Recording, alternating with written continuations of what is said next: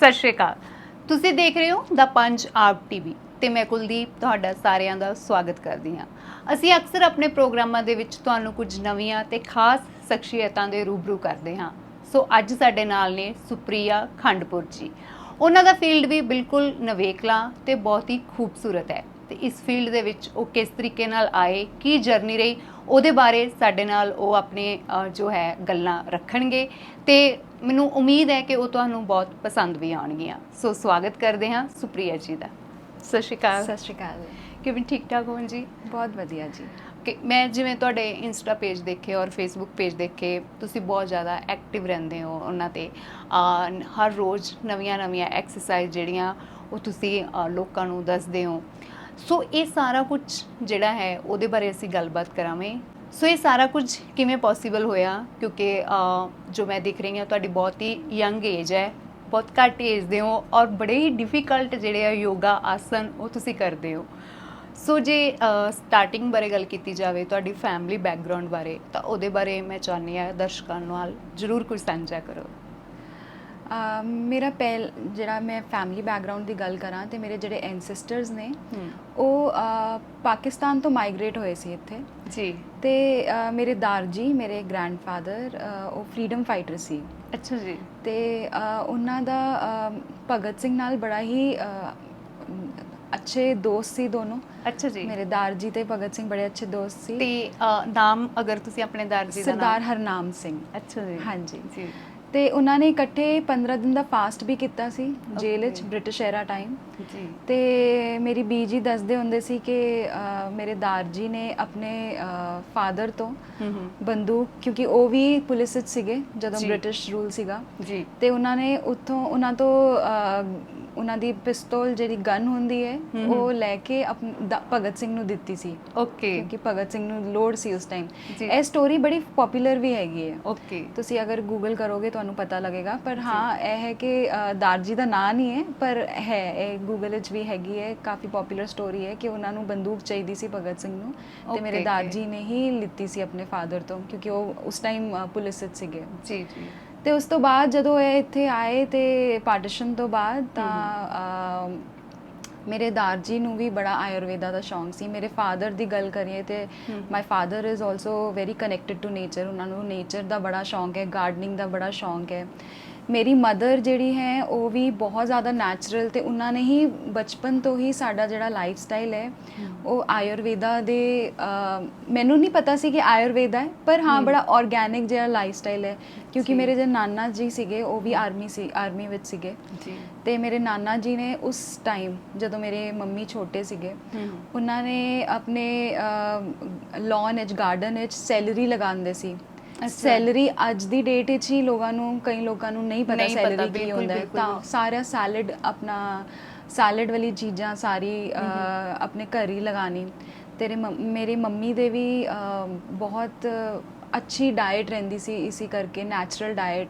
ਤੇ ਮੇਰੇ ਫਾਦਰ ਦੀ ਵੀ ਬੜੀ ਨੈਚੁਰਲ ਡਾਇਟ ਸੀ। ਤੇ ਜਦੋਂ ਅਸੀਂ ਬੜੇ ਹੋ ਰਹੇ ਸੀ, ਮੀ ਐਂਡ ਮਾਈ ਸਿਸਟਰ, ਤੇ ਅਸੀਂ ਵੀ ਬੜੀ ਹੀ ਨੈਚੁਰਲ ਡਾਇਟ ਲਿੱਤੀ ਹੈ। ਬਾਹਰ ਦੇ ਪੀਜ਼ਾ ਬਰਗਰ ਇੰਨੇ ਨਹੀਂ ਖਾਦੇ। ਉਸ ਟਾਈਮ ਬੜਾ ਇੰਜੋਏ ਕਰਦੇ ਸੀ। ਸੈਲਡ ਦੀ ਪਲੇਟਾਂ ਭਰ ਕੇ ਖੀਰੇ ਖਾ ਰਹੇ ਨੇ, ਲਾਲ ਮਿਰਚ ਲਗਾ ਕੇ ਮੂਲੀਆਂ ਦੇ ਰਹੇ ਨੇ ਪਾਪਾ। ਤੇ ਬੜਾ ਸ਼ੌਂਕ ਸੀ ਉਹਨਾਂ ਨੂੰ ਨਾ ਆਪਣੇ ਬੱਚਿਆਂ ਨੂੰ ਖਿਲਾਉਣ ਦਾ। ਤੇ ਉਸ ਟਾਈਮ ਬੜਾ ਲੱਗਦਾ ਸੀ ਤੇ ਸ਼ਾਇਦ ਸਾਰਿਆਂ ਦੇ ਘਰ ਹੀ ਇਸ ਤਰ੍ਹਾਂ ਹੀ ਹੁੰਦਾ ਹੈ। ਤੇ ਸਾਨੂੰ ਉਸ ਟਾਈਮ ਤੇ ਰਿਅਲਾਈਜ਼ ਨਹੀਂ ਹੁਆ, ਮੈਨੂੰ ਤਾਂ ਬਿਲਕੁਲ ਵੀ ਨਹੀਂ ਰਿਅਲਾਈਜ਼ ਹੁਆ। ਘਰ 'ਚ ਸੀ, ਮੈਂ ਛੋਟੀ ਸੀ ਤੇ ਉਸ ਟਾਈਮ ਬਿਲਕੁਲ ਵੀ ਰਿਅਲਾਈਜ਼ ਨਹੀਂ ਹੁਆ ਕਿ ਇਹ ਬਹੁਤ ਹੀ ਅਲੱਗ ਚੀਜ਼ ਹੈ। ਪਰ ਜਦੋਂ ਬੜੇ ਹੋਏ, ਲੋਕਾਂ ਨੂੰ ਮਿਲੇ, ਕੰਮ ਕਰਨਾ ਸ਼ੁਰੂ ਕੀਤਾ, ਤਾਂ ਪਤਾ ਲੱਗਿਆ ਕਿ ਲੋਕ ਇਸ ਤੋਂ ਅਵੇਅਰ ਹੀ ਨਹੀਂ ਹੈ ਜੀ। ਤੇ ਮੈਨੂੰ ਤਾਂ ਪਤਾ ਲੱਗਿਆ ਕਿ ਮੇਰੀ ਜਿਹੜੀ ਅਪਬ੍ਰਿੰਗਿੰਗ ਹੈ ਕੁਝ ਇਸ ਤਰੀਕੇ ਦੀ ਹੋਈ ਹੈ, ਤਾਂ ਹੀ ਮੈਂ ਸ਼ਾਇਦ ਯੋਗਾ ਵਿੱਚ ਆਈ ਹਾਂ, ਮੇਰਾ ਇੰਟਰਸਟ ਉਜਾਗਰ ਹੋਇਆ। ਪਰ ਹਾਂ, ਇੱਕ ਇਹ ਜਰਨੀ ਰਹੀ ਹੈ ਮੇਰੀ ਜੀ। ਤੇ ਜਿਵੇਂ ਤੁਹਾਡੀ ਐਜੂਕੇਸ਼ਨ ਦੀ ਗੱਲ ਕੀਤੀ ਜਾਵੇ ਤਾਂ ਜਿਹੜੀ ਫਾਰਮਲ ਐਜੂਕੇਸ਼ਨ ਹਰ ਕੋਈ ਲੈਂਦਾ ਹੈ, ਸਕੂਲ, ਕਾਲਜ, ਤਾਂ ਉਹ ਮੈਂ ਜਦੋਂ ਤੁਹਾਡੀ ਵੈਬਸਾਈਟ 'ਤੇ ਦੇਖਿਆ ਤਾਂ ਉਹਦੇ ਵਿੱਚ ਮਤਲਬ ਤੁਹਾਡੇ ਬਾਰੇ ਬਹੁਤ ਜ਼ਿਆਦਾ ਕੁਝ ਮੈਂਸ਼ਨ ਹੈ ਕਿ ਤੁਸੀਂ ਤਾਂ ਥਰੂ ਆ ਟੌਪਰ ਰਹੇ ਹੋ ਔਰ ਤੁਸੀਂ ਨੈਸ਼ਨਲ ਅਵਾਰਡ ਵਿਨ ਕੀਤਾ ਹੈ। ਸੋ ਮਤਲਬ ਇਹਦੇ ਬਾਰੇ ਵੀ ਇੱਕ ਵਾਰ ਜ਼ਰੂਰ ਦੱਸੋ, ਕਿਉਂਕਿ ਯੋਗਾ ਬਿਲਕੁਲ ਅਲੱਗ ਹਟ ਕੇ ਫੀਲਡ ਹੈ ਔਰ ਜੋ ਤੁਹਾਡੀ ਇੱਕ ਕੁਆਲੀਫਿਕੇਸ਼ਨ ਐਜੂਕੇਸ਼ਨ ਹੈ ਉਹ ਇੰਜੀਨੀਅਰਿੰਗ ਫੀਲਡ 'ਚ ਹੈ। ਜੀ ਸੋ ਇਹ ਜਿਹੜਾ ਟਰਨ ਮਤਲਬ ਸ਼ਿਫਟਿੰਗ ਕਿਸ ਤਰ੍ਹਾਂ ਹੋਈ ਔਰ ਇਹ ਥੋੜਾ ਜਿਹਾ ਹਾਂ ਮੈਨੂੰ ਬਹੁਤ ਲੋਕ ਇਹ ਪੁੱਛਦੇ ਨੇ ਕਿ ਕਿਸ ਤਰ੍ਹਾਂ ਇਹ ਸਵਿਚ ਕੀਤਾ, ਕਿਸ ਤਰ੍ਹਾਂ ਟ੍ਰਾਂਜੀਸ਼ਨ ਕੀਤਾ। ਮਤਲਬ ਇੰਜੀਨੀਅਰਿੰਗ ਕਰਨ ਦਾ ਕੀ ਮੋਟਿਵ ਸੀ? ਉਹ ਤੁਹਾਡੀ ਆਪਣੀ ਚੁਆਇਸ ਸੀ ਪਹਿਲਾਂ, ਮਤਲਬ ਹੁੰਦਾ ਹੈ ਕਰੀਅਰ ਬਣਾਉਣਾ ਨਾ, ਕੋਈ ਡਾਕਟਰ ਬਣਦਾ ਹੈ, ਕੋਈ ਇੰਜੀਨੀਅਰ, ਮਤਲਬ ਉਹ ਕਿਉਂ ਚੂਜ਼ ਕੀਤਾ ਸੀ ਪਹਿਲਾਂ? ਮੈਨੂੰ ਨਾ ਬਚਪਨ ਤੋਂ ਹੀ ਬੜਾ ਸ਼ੌਂਕ ਸੀ ਇਹ ਫਿਊਜ਼ ਵਾਇਰਸ ਜੀ ਰਿਪੇਅਰ ਕਰਨਾ, ਗੈਜਟਸ ਰਿਪੇਅਰ ਕਰਨਾ। ਓਕੇ। ਤੇ ਮੇਰੇ ਫਾਦਰ ਜਿਹੜੇ ਨੇ ਉਹਨਾਂ ਨੂੰ ਵੀ ਬੜਾ ਸ਼ੌਂਕ ਹੈ ਤੇ ਮੈਂ ਉਹਨਾਂ ਨਾਲ ਹੀ ਨਾ ਕਦੇ ਜੈਸੇ ਪਹਿਲਾਂ ਸਾਡੇ ਘਰ 'ਚ ਫਿਊਜ਼ ਹੁੰਦੇ ਸੀ ਵੱਡੇ ਵੱਡੇ, ਜਦੋਂ ਲਾਈਟ ਜਾਂਦੀ ਸੀ ਕੁਝ ਫਿਊਜ਼ ਖਰਾਬ ਹੋ ਗਿਆ ਤਾਂ ਆਪ ਹੀ ਉਹ ਪਾਪਾ ਨਾ ਮੇਰੇ ਆਪ ਹੀ ਤਾਰ ਚੇਂਜ ਕਰਦੇ ਸੀ ਤੇ ਮੈਂ ਦੇਖਦੀ ਰਹਿੰਦੀ ਸੀ। ਮੈਂ ਔਰ ਪਾਪਾ ਬੜੇ ਜ਼ਿਆਦਾ ਨਾ ਮਤਲਬ ਪਾਪਾ ਜੋ ਕਰਦੇ ਸੀ ਨਾ ਮੈਂ ਉਹਨਾਂ ਨਾਲ ਫੋਲੋ ਕਰਦੀ ਸੀ ਪਾਪਾ ਨੂੰ, ਤੇ ਉੱਥੋਂ ਮੇਰਾ ਇਲੈਕਟ੍ਰੋਨਿਕਸ ਦਾ ਇੰਟਰਸਟ ਬਹੁਤ ਜਾਗਿਆ ਸੀ ਜੀ। ਤੇ ਮੈਂ ਬਹੁਤ ਕਲੀਅਰ ਸੀ ਕਿ ਮੈਨੂੰ ਇੰਜੀਨੀਅਰਿੰਗ ਹੀ ਕਰਨੀ ਹੈ, ਇਲੈਕਟ੍ਰੋਨਿਕਸ ਐਂਡ ਕਮਿਊਨੀਕੇਸ਼ਨ ਇੰਜੀਨੀਅਰਿੰਗ ਮੈਂ ਕੀਤੀ ਸੀ ਵਾਸਤੇ ਕਿਉਂਕਿ ਮੇਰਾ ਖੁਦ ਦਾ ਇੰਟਰਸਟ ਬਹੁਤ ਸੀ। ਕੋਈ ਜੈਸੇ ਸਾਡੇ ਘਰ ਮਿਊਜ਼ਿਕ ਸਿਸਟਮ ਸੀ ਉਹ ਕਦੇ ਨਹੀਂ ਚੱਲ ਰਿਹਾ, ਮੈਂ ਖੋਲ ਕੇ ਆਪ ਹੀ ਰਿਪੇਅਰ ਕਰਤਾ। ਤੇ ਛੋਟੀ ਛੋਟੀ ਚੀਜ਼ਾਂ ਨਾ ਬੜੀ ਮੈਨੂੰ ਆਮ ਲੱਗਦੀ ਸੀ, ਮੈਨੂੰ ਨਹੀਂ ਪਤਾ ਸੀ ਕਿ ਹੁਣ ਆ ਕੇ ਮੈਂ ਇਸ ਬਾਰੇ ਬੋਲਾਂਗੀ, ਕੋਈ ਮੈਨੂੰ ਇਹ ਬਹੁਤ ਵੱਡੀ ਗੱਲ ਨਹੀਂ ਲੱਗਦੀ। ਮੈਨੂੰ ਲੱਗਦਾ ਸੀ ਸਾਰੇ ਸ਼ਾਇਦ ਇਸ ਤਰ੍ਹਾਂ ਹੁੰਦੇ ਹੋਣਗੇ, ਕਦੇ ਐਨਾਲਾਈਜ਼ ਨਹੀਂ ਕੀਤਾ ਹੈ ਨਾ। ਤੇ ਪੜ੍ਹਾਈ ਵੀ ਬਹੁਤ ਜ਼ਿਆਦਾ ਮੈਨੂੰ ਚੰਗੀ ਲੱਗਦੀ ਸੀ, ਜਿਵੇਂ ਮੰਮਾ ਮੈਨੂੰ ਦੱਸਦੇ ਹੁੰਦੇ ਨੇ, ਮੈਨੂੰ ਵੀ ਯਾਦ ਹੈ ਘਰ ਆਉਂਦੇ ਹੀ ਸਕੂਲ ਤੋਂ ਮੈਂ ਆਪਣਾ ਪੜ੍ਹਨ ਬੈਠ ਜਾਂਦੀ ਸੀ, ਆਪਣਾ ਹੋਮਵਰਕ ਕਰਨ ਬੈਠ ਜਾਂਦੀ ਸੀ ਤੇ ਪੜ੍ਹਾਈ ਕਰਨ ਨੂੰ ਵੀ ਬੜਾ ਸ਼ੌਂਕ ਸੀ। ਇਹ ਸਭ ਚੀਜ਼ਾਂ ਇਹ 'ਚ ਥੋੜ੍ਹਾ ਦਿਮਾਗ ਉਸ ਤਰੀਕੇ ਦਾ ਸੀ ਜੀ। ਤੇ ਜਦੋਂ ਮੈਂ ਇੱਥੇ ਸ਼ਿਫਟ ਹੋਈ ਯੋਗਾ ਤੇ ਮੈंने अपना बिजनेस भी जब किया है, इट्स बीन लाइक 10 years मैं अपना बिजनेस कर रही ਹਾਂ। ਤੇ ਬਿਜ਼ਨਸ ਕਰਦੇ ਹੋਏ ਮੈਨੂੰ ਬਹੁਤ ਚੀਜ਼ਾਂ ਸਿੱਖਣ ਨੂੰ ਮਿਲੀਆਂ, ਲੋਕ ਮਿਲੇ ਨੇ, ਕਾਫੀ ਅੱਛੇ ਲੋਕ ਵੀ ਮਿਲੇ, ਬੁਰੇ ਲੋਕ ਵੀ ਮਿਲੇ, ਕਾਫੀ ਚੀਜ਼ਾਂ ਸਿੱਖਣ ਨੂੰ ਮਿਲੀਆਂ ਤੇ ਆਈ ਥਿੰਕ ਕੰਮ ਕਰਨਾ ਇੱਕ ਮੇਰੇ ਲਈ ਬਲੇਸਿੰਗ ਸੀ। ਉਸ ਤੋਂ ਬਾਅਦ ਜਦੋਂ ਕਰੋਨਾ ਆਇਆ ਤਾਂ ਥੋੜਾ ਜਿਹਾ ਮੈਂ ਇੱਥੇ ਤੁਹਾਨੂੰ ਜ਼ਰੂਰ ਰੋਕਾਂਗੀ। ਜੋ ਤੁਹਾਨੂੰ ਨੈਸ਼ਨਲ ਅਵਾਰਡ ਮਿਲਿਆ ਸੀ ਉਹ ਕਿਸ ਇਨਵੈਂਸ਼ਨ ਲਈ ਮਿਲਿਆ ਸੀ ਔਰ ਉਸ ਡਿਵਾਈਸ ਬਾਰੇ ਵੀ ਥੋੜਾ ਮੈਂ ਚਾਹਨੀ ਆ ਕਿ ਜ਼ਰੂਰ ਦੱਸੋ। ਨੈਸ਼ਨਲ ਅਵਾਰਡ ਨਹੀਂ ਮਿਲਿਆ ਸੀ ਜੀ बट मैंने फैसिलिटेट किया सी। ओके। मैंने 2014 में या 15 में एक security divide women security device निकालिया सी। जी। ਤੁਹਾਨੂੰ ਯਾਦ ਹੋਣਾ ਹੈ 2012 ਵਿੱਚ ਇੱਕ ਨਿਰਭਇਆ ਕੇਸ ਹੋਇਆ ਸੀ ਤੇ ਤਾਂ ਮੈਂ ਦਿੱਲੀ 'ਚ ਸੀਗੀ ਤਾਂ ਮੈਨੂੰ ਆਪ ਬੜਾ ਹੀ it was a very scary moment ਕਿ ਰਾਤ ਨੂੰ ਬਾਹਰ ਕਿਸ ਤਰ੍ਹਾਂ ਜਾਓਗੇ ਤੁਸੀਂ, ਰਾਤ ਨੂੰ ਸਵੇਰ ਵੇਲੇ ਵੀ ਦਿੱਲੀ 'ਚ ਇਸ ਤਰ੍ਹਾਂ ਹੁੰਦਾ ਸੀ ਕਿ ਉਹ ਇੰਨੀ ਦਹਿਸ਼ਤ ਬਣ ਗਈ ਥੀ ਉਸਦੀ ਤੇ ਇਟ ਵਾਸ ਵੈਰੀ ਡਿਫਿਕਲਟ। तो मेरा थोड़ा दिमाग भी इस तरह से, मैं अपनी जॉब कर रही सी, मैं अपनी जॉब छड्ड के उस टाइम तो मैं इस ते काम करना शुरू किया सी। मैं एक विमेन सेफ्टी डिवाइस कड्डी सी उस टाइम तो उस लिए मैनू फैसिलिटेट किया सी ते मैं गवर्नमेंट विच भी गई सी। तो वो मेरा काफ़ी लंबा प्रोजेक्ट सी, मैं उसनू आई थिंक 1 साल दिता सी उन्होंने डिवेलप करने ते काफ़ी अच्छी पॉपुलैरिटी भी हुई सी उहदी। पर it's been like many years now. तो उस तो बाद बहुत कुछ होया, बाहर ग्लोबल अपना बिजनेस लैके गई, इंडिया बिजनेस किया सी मैं 4 साल किया सी।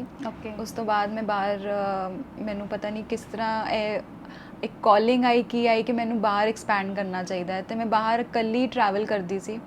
इंडोनेशिया गई मैं, मलेशिया गई, एशिया की काफ़ी कंट्रीज़ में कवर की, अपना उत्थे सैटअप किया, ऑफिस सैटअप किया, उत्थे हुणे भी एम्पलॉयज़ हैगे ने जिहड़े काम कर रहे हैं। तो एक जर्नी रही है बहुत, मैं कहूँगी एक रोलर कोस्टर राइड ही कह सकते हो। पता भी नहीं लग गया 10 साल इस तरह ही निकल गए ਕੰਮ ਕਰਦੇ ਕਰਦੇ। ਬਿਲਕੁਲ ਜਿਸ ਤਰ੍ਹਾਂ ਦੀ ਤੁਹਾਡੀ ਜਰਨੀ ਰਹੀ ਹੈ, ਜੋ ਤੁਸੀਂ ਦੱਸ ਰਹੇ ਹੋ, ਇੱਕ ਬਿਜ਼ਨਸ ਆਈਕਨ ਜਿੱਦਾਂ ਵੂਮਨ ਦਾ ਹੈ ਨਾ, ਟਰੈਵਲਿੰਗ ਔਰ ਸਾਰੀ ਜਰਨੀ, ਪਰ ਉੱਥੇ ਜਾ ਕੇ ਇੱਕਦਮ ਮਤਲਬ ਜਿਹੜਾ ਟਰਨਓਵਰ ਆ ਜਾਂਦਾ ਹੈ ਤੇ ਤੁਸੀਂ ਮੈਡੀਟੇਸ਼ਨ ਔਰ ਯੋਗਾ ਵੱਲ ਸ਼ਿਫਟ ਹੋ ਜਾਂਦੇ ਹੋ, ਇਹ ਮਤਲਬ ਕਿਸ ਤਰ੍ਹਾਂ ਪੋਸੀਬਲ ਹੋਇਆ? ਅਰਾਊਂਡ 2015 ਔਰ 16 ਨਾ ਮੈਨੂੰ ਯੋਗਾ ਕਰਨ ਦਾ ਬੜਾ ਹੀ ਚਾਅ ਜਾ ਚੜਿਆ, ਪਤਾ ਨਹੀਂ ਕਿਉਂ ਚੜਿਆ। ਥੋੜਾ ਘਰ 'ਚ ਲਾਈਫ ਸਟਾਈਲ ਥੋੜਾ ਉਸ ਤਰ੍ਹਾਂ ਸੀ ਤੇ ਆਈ ਥਿੰਕ ਉਸ ਟਾਈਮ ਨਾ ਮੈਂ ਜਿਮ ਜੁਆਇਨ ਕੀਤਾ ਸੀ ਤੇ ਉੱਥੇ ਵੀ ਯੋਗਾ ਕਲਾਸਿਸ ਹੁੰਦੀ ਸੀ ਤੇ ਉੱਥੇ ਜਾ ਕੇ ਮੈਨੂੰ ਨਾ ਇਹ ਬੜੀ ਇੰਟਰਸਟਿੰਗ ਲੱਗੀ। ਬੋਡੀ ਵੇਟ ਐਕਸਰਸਾਈਜ਼ ਦੇਖਿਆ ਜਾਏ ਤਾਂ ਯੋਗਾ ਇੱਕ ਬੋਡੀ ਵੇਟ ਐਕਸਰਸਾਈਜ਼ ਹੈ, ਤੁਸੀਂ ਕੋਈ ਡੰਬਲ ਨਹੀਂ ਉਠਾ ਰਹੇ ਹੋ, ਤੁਸੀਂ ਆਪਣਾ ਵੇਟ ਉਠਾ ਰਹੇ ਹੋ। ਤੇ ਮੈਨੂੰ ਇਹ ਬੜਾ ਇੰਟਰਸਟਿੰਗ ਲੱਗਿਆ। ਮੈਨੂੰ ਨਾ ਮੇਰਾ ਪਹਿਲਾਂ ਵੀ ਬਚਪਨ ਤੋਂ ਨਾ ਮੈਂ ਬੜੀ ਹੈਲਦੀ ਰਹੀ ਹਾਂ ਤੇ ਮੈਨੂੰ ਖਾਣਾ ਵੀ ਬੜਾ ਪਸੰਦ ਸੀ, ਸਭ ਕੁਝ ਬਹੁਤ ਅੱਛਾ ਲੱਗਦਾ ਸੀ ਤੇ ਮੈਂ ਆਪਣਾ ਲਾਈਫ ਸਟਾਈਲ ਬੜਾ ਤੁਸੀਂ ਕਹਿ ਸਕਦੇ ਹੋ ਕਿ ਮੈਂ ਸੋਚਿਆ ਹੋਇਆ ਸੀ ਕਿ ਮੇਰੀ ਸਿਸਟਰ ਦੀ ਜਦੋਂ ਮੈਰਿਜ ਹੋਏਗੀ ਨਾ ਮੈਂ ਤਾਂ ਹੀ ਦੇਖਾਂਗੀ ਆਪਣੀ ਹੈਲਥ ਦਾ। ਹੁਣੇ ਮੈਂ ਖਾਣਾ ਇੰਜੋਏ ਕਰਦੀ ਹਾਂ ਤੇ 3 ਮਹੀਨੇ 'ਚ I think I lost 10 kgs ਔਰ 15 kgs ਔਰ ਸਮਥਿੰਗ, ਬਿਕਾਜ਼ ਮੇਰੀ ਸਿਸਟਰ ਦੀ ਵੈਡਿੰਗ ਸੀ ਤੇ ਮੈਂ ਬਹੁਤ ਪਹਿਲਾਂ ਹੀ ਸੋਚਿਆ ਹੋਇਆ ਸੀ ਕਿ ਮੈਂ ਤਾਂ ਹੀ ਲੂਜ਼ ਕਰਾਂਗੀ, ਹੁਣੇ ਕਿਉਂ ਮੈਂ ਆਪਣਾ ਦਿਮਾਗ ਐਵੇਂ ਯੂਜ਼ ਕਰਾਂ ਇਸ ਵਿੱਚ। ਤਾਂ ਉਸ ਤੋਂ ਬਾਅਦ ਮੈਂ ਜਿਮਿੰਗ ਤੇ ਇਸ ਵਿੱਚ ਥੋੜਾ ਜਿਹਾ ਪਈ ਸੀ ਜਦੋਂ ਮੈਂ weight lose ਕੀਤਾ। ਅਰਾਊਂਡ 2015-16 ਮੈਂ ਯੋਗਾ ਮੈਨੂੰ ਦਿਖਿਆ, ਮੈਨੂੰ ਕਲਾਸਿਸ ਮੈਂ 2-4 ਕਲਾਸਿਸ ਅਟੈਂਡ ਕੀਤੀਆਂ ਸੀ ਤੇ ਮੈਨੂੰ ਬੋਡੀ ਵੇਟ ਐਕਸਰਸਾਈਜ਼ਸ ਬਹੁਤ ਚੰਗੀ ਲੱਗੀ। ਉਸ ਤੋਂ ਬਾਅਦ ਮੈਂ ਆਪਣੇ ਕੰਮ ਵਿੱਚ ਇੰਨਾ ਬਿਜ਼ੀ ਹੋ ਗਈ, ਮੇਰੀ ਟਰੈਵਲਿੰਗ ਇੰਨੀ ਸੀ ਤੇ ਮੈਂ ਜਿਵੇਂ ਰਹਿੰਦੀ ਸੀ ਬਾਹਰ, ਕਦੇ ਕਿਸੇ ਜਗ੍ਹਾ ਤੇ ਕਦੇ ਕਿਸੇ ਹੋਟਲ ਵਿੱਚ, ਤੇ ਉੱਥੇ ਕਈ ਵਾਰ ਨਾ ਤੁਸੀਂ ਆਪਣੀ ਐਕਸਰਸਾਈਜ਼ ਜਿਹੜੀ ਨਾ ਛੁੱਟ ਜਾਂਦੀਆਂ ਨੇ। ਤਾਂ ਮੈਂ ਤਾਂ ਵੀ ਨਾ ਬੜਾ ਰਿਅਲਾਈਜ਼ ਕਰਦੀ ਸੀ ਕਿ ਜੇ ਮੈਨੂੰ ਆਉਂਦਾ ਕੁਝ ਯੋਗਾ ਵਿੱਚ ਤੇ ਮੈਂ ਆਪ ਹੀ ਕਰ ਸਕਦੀ ਸੀ। ਤੋ ਇਹ ਸੀਗਾ ਮੇਰੇ ਦਿਮਾਗ ਵਿੱਚ, ਬਟ ਕਦੇ ਟਾਈਮ ਨਹੀਂ ਮਿਲਿਆ ਮੈਨੂੰ ਇਹਨੂੰ परजू ਕਰਨ ਲਈ, ਜਾਂ ਮੇਰੇ ਐਕਚੁਅਲੀ ਮਾਈਂਡ में भी नहीं था कि मैंने टीचर ट्रेनिंग कोर्स करना है। जी ਮੇਰੇ ਮਾਈਂਡ ਵਿੱਚ ਵੀ ਨਹੀਂ ਸੀਗਾ। ਤੋ ਮੈਨੂੰ ਸੀ ਕਿ ਮੈਂ ਬਸ ਜਿਵੇਂ ਹੁੰਦਾ ਨਾ ਸਾਰਿਆਂ ਵਿੱਚ ਤੁਸੀਂ ਗਏ ਕਿਸੇ ਕਲਾਸ ਵਿੱਚ ਤੇ ਸਿੱਖ ਕੇ ਆ ਗਏ, ਮਤਲਬ ਥੋੜਾ ਕਰ ਲਿਆ, ਇੰਨਾ ਡੀਪਲੀ ਨਹੀਂ ਕਰਨਾ ਸੀ ਮੈਨੂੰ। ਮਤਲਬ ਮੇਰਾ ਇੰਨਾ ਸ਼ੌਂਕ ਵੀ ਨਹੀਂ ਸੀ, ਮੇਰਾ ਆਪਣਾ ਕੰਮ ਚੱਲ ਰਿਹਾ ਸੀ, ਇੰਨਾ ਟਾਈਮ ਵੀ ਨਹੀਂ ਸੀ। ਪਰ ਜਦੋਂ ਇਹ ਪੈਂਡੇਮਿਕ ਆਇਆ ਸੀ ਜੀ ਤਾਂ ਮੈਨੂੰ ਮੈਂ ਜਿਵੇਂ ਸਭੀ ਵੀ ਆਲ ਵਰ ਐਟ ਹੋਮ, ਤਾਂ ਮੈਨੂੰ ਲੱਗਿਆ ਕਿ ਥੋੜਾ ਜਿਹਾ ਮੇਰੇ ਕੋਲ ਟਾइम हैगा है तो आई शुड डू समथिंग जो मैं करना चाहती हूँ वो मेरे को करना चाहिए। ਤਾਂ ਮੈਂ ਟੀਚਰ ਟ੍ਰੇਨਿੰਗ ਕੋਰਸਿਸ ਫਿਰ ਦੇਖੇ ਕਿ ਕਿੱਥੇ ਹੋ ਰਹੇ ਨੇ, ਕਿੱਥੇ ਮੈਂ ਕਿਵੇਂ ਕਰ ਸਕਦੀ ਹਾਂ ਸਹੂਲੀਅਤ ਨਾਲ। ਤਾਂ ਮੈਂ ਫਿਰ ਟੀਚਰ ਟ੍ਰੇਨਿੰਗ ਕੋਰਸ ਕੀਤਾ, ਯੋਗਾ ਕੀਤਾ। ਉਸ ਤੋਂ ਬਾਅਦ ਮੈਨੂੰ ਰਿਅਲਾਈਜ਼ ਹੋਇਆ ਇਹ ਤੇ ਬਹੁਤ ਹੀ। ਕਿੰਨੇ ਟਾਈਮ ਦਾ ਉਹ ਕੋਰਸ ਸੀ, ਕਿੰਨਾ ਟਾਈਮ ਦਿੱਤਾ ਤੁਸੀਂ? Almost like 1 year. ओके। हाँ, तो मेरा 6 महीने तो बहुत अग्रेसिव ट्रेनिंग थी। तो मैं 1 घंटे में 4 घंटे, एक दिन में 4 घंटे या 6 घंटे ट्रेनिंग करती थी। ओके। तो सवेरे 6 बजे तो लैके तुसी मान लो 5 बजे तक कुछ ना कुछ योगा ਦਾ ਹੀ ਚੱਲਦਾ ਰਹਿੰਦਾ ਸੀ ਮੇਰੀ ਲਾਈਫ ਵਿੱਚ। ਤੇ ਉਸ ਤੋਂ ਬਾਅਦ ਮੈਂ ਮਤਲਬ ਜਦੋਂ ਮੈਂ ਟ੍ਰੇਨਿੰਗ ਮੇਰੀ ਹੁੰਦੀ ਸੀ, ਮੇਰੇ ਕੋਲ ਥੋੜਾ ਜਿਹਾ ਟਾਈਮ ਹੁੰਦਾ ਸੀ, ਫ੍ਰੀ ਟਾਈਮ, ਤਾਂ ਮੈਂ ਆਸਨਸ ਨੂੰ ਆਪਣੀ ਬਾਡੀ ਦੇ ਜਿਹੜੇ ਆਰਗਨਸ ਹੈ ਉਹਨਾਂ ਨਾਲ ਕਨੈਕਟ ਕਰਨ ਬੈਠ ਜਾਂਦੀ ਸੀ, ਕਿਉਂਕਿ ਸਾਡੇ ਐਗਜ਼ਾਮਸ ਵੀ ਸੀਗੇ, ਥਿਓਰੀ ਵੀ ਥੀ। ਓਕੇ। ਤੇ ਸਾਰੀ ਬਾਇਓਲੋਜੀ, ਮੈਂ ਸਾਇੰਸ ਸਟੂਡੈਂਟ ਸੀ ਤੇ ਉਹ ਮੈਨੂੰ ਇਤਨਾ ਜ਼ਿਆਦਾ ਫੈਸੀਨੇਟ ਕੀਤਾ ਕਿ ਮੈਂ ਸਾਰੇ ਆਪਣੇ ਜਿਹੜੇ ਬਾਡੀ ਦੇ ਆਰਗਨਸ ਹੈ ਉਹ ਆਸਨਸ ਨਾਲ ਕਨੈਕਟ ਕਰਨ ਲੱਗ ਗਈ ਕਿ ਕਿਹੜਾ ਆਸਨ ਇਸ ਬਿਮਾਰੀ ਲਈ ਕਿਉਂ ਹੈ। ਤੇ ਮੈਂ ਉਹਨੂੰ ਡੀਪ ਸਟੱਡੀ ਕਰਨ ਲੱਗ ਗਈ ਤੇ ਬਹੁਤ ਜ਼ਿਆਦਾ ਮੈਂ ਡੀਪ ਚਲੀ ਗਈ ਇਸ ਵਿੱਚ ਜੀ। ਤੇ ਜਦੋਂ ਮੈਂ ਇੰਨਾ ਡੀਪ ਚਲੀ ਗਈ ਤਾਂ ਮੈਨੂੰ ਰਿਅਲਾਈਜ਼ ਹੋਇਆ ਕਿ ਹਰ ਆਸਨ ਜਿਹੜਾ ਹੈਗਾ, ਜਿਹੜਾ ਹਰ ਪੋਸਚਰ ਹੈ ਜਿਹੜਾ ਯੋਗਾ ਵਿੱਚ, ਉਸ ਦੀ ਕੋਈ ਨਾ ਕੋਈ ਸਾਇੰਸ ਜੋ ਕਹਿੰਦੇ ਨੇ ਸਾਰੇ ਇੰਨੇ ਵੱਡੇ ਵੱਡੇ ਯੋਗੀਜ਼ ਜਿਹੜੇ ਲਿਖ ਕੇ ਗਏ ਨੇ ਸਭ ਕੁਝ, ਜੀ ਜੀ ਐਕਚੁਅਲੀ ਇਟ ਮੇਕਸ ਸੈਂਸ। ਜਿਵੇਂ ਹੁੰਦਾ ਨਾ ਕਿ ਸਾਡਾ ਬੜਾ ਸਾਇੰਟੀਫਿਕ ਮਾਈਂਡ ਹੋ ਚੁੱਕਾ ਹੈ, ਅਸੀਂ ਇਸ ਵਿੱਚ ਇੰਨਾ ਬਿਲੀਵ ਨਹੀਂ ਕਰਦੇ।